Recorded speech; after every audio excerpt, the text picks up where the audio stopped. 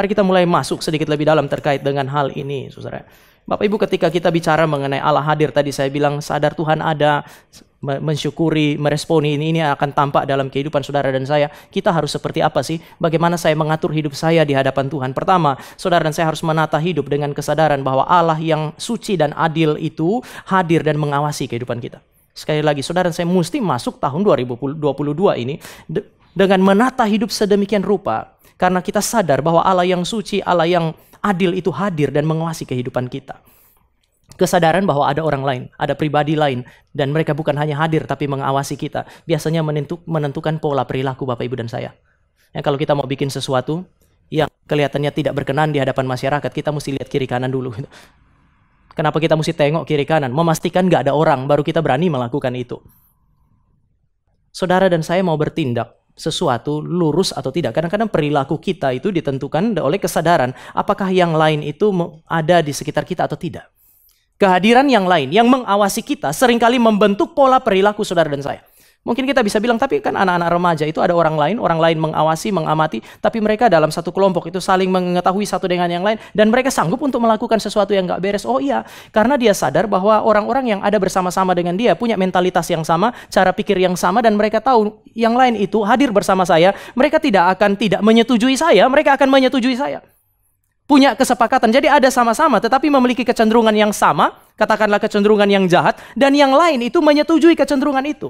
Akan sangat berbeda jika Bapak Ibu dan saya sadar bahwa yang hadir bersama-sama dengan kita tidak selalu menyetujui apa yang kita inginkan. Yang hadir bersama dengan kita ini adalah Allah yang benar, Allah yang suci, yang membenci dosa, sehingga kecenderungan-kecenderungan berdosa kita atau tindakan-tindakan berdosa kita di tempat paling tersembunyi sekalipun tidak selalu disetujuinya. Ini akan membuat saudara dan saya punya kesadaran untuk menata kehidupan dengan sedikit lebih baik lagi. Tapi sekarang pertanyaannya sekarang adalah apa tanda Tuhan hadir dalam kehidupan saudara dan saya? Bapak Ibu, tadi saya bilang Tuhan sering hadir di dalam kesenyapan gitu. Tetapi kalau saudara mau tahu di mana Tuhan hadir, ya paling tidak ada satu tanda ini. Dimanapun saudara menikmati firman, pada saat itu Tuhan sementara hadir dalam kehidupan Anda. Sekali lagi, Allah hadir dalam kehidupan saudara dan saya setiap kali saudara dan saya menikmati kebenaran firman. Saya melayani mahasiswa di UI, lalu kemudian satu waktu ada yang datang tanya, Pak, saya rasa kerohanian saya kering. Bagaimana ya Pak supaya berubah? Saya tanya, kenapa?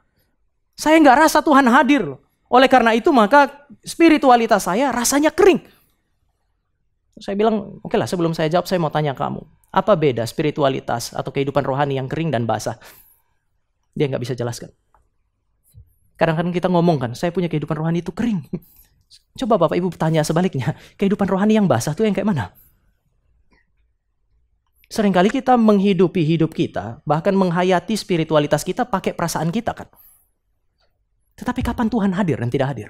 Saudara, tanda kehadiran Tuhan yang paling nyata adalah ketika dia berfirman kepada saudara saya.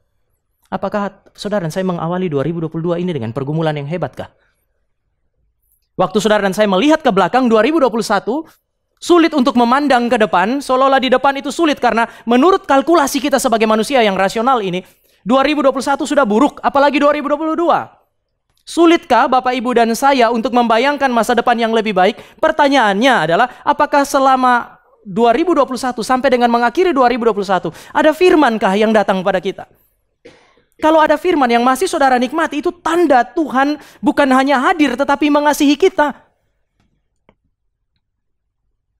Sehingga kalau pagi ini saudara dan saya masih bisa menikmati perjamuan kudus, saudara dan saya masih bisa baca firman dan merenungkan firman, bagi saya Tuhan hadir. Dan setiap kali firman Tuhan datang, biasanya karena firman ini adalah firman yang suci, yang datang dari Allah yang suci, maka dia akan memimpin saudara dan saya kepada kehidupan yang suci. Allah saudara dan saya adalah Allah yang suci. Dia tidak mungkin tidak memimpin kita, mengarahkan kita kepada kesucian melalui firman. Maka setiap kali kita menikmati firman nanti di dalam tahun 2022 ini, saya kira ada satu ciri yang pasti muncul dalam kehidupan kita, yaitu kesucian. Oleh karena itu maka ayat 14-15 kemudian Yosua bilang begini, sekarang kita berdiri di hadapan Tuhan, maka pilih Allah orang Mesir yang disembah oleh nenek moyangmu, atau Allah yang disembah oleh Abraham dan leluhurnya. Atau Allah orang-orang Kanaan yang sekarang kamu diami tanahnya. Tetapi aku dan keluargaku akan menyembah kepada Yahweh. Saya kira saudara dan saya mesti menyadari hal ini. Berdiri di hadapan Tuhan, hadir di hadapan Tuhan, berarti berelasi dengan Allah di dalam kesucian. Kesucian di dalam pikiran saudara dan saya, kesucian di dalam afeksi saudara dan saya, kesucian di dalam tindakan saudara dan saya. Menata hidup dengan kesadaran bahwa Allah yang suci dan yang adil, yang akan menghakimi saudara dan saya itu hadir dan mengawasi kita, sehingga kita juga menjaga kehidupan kita.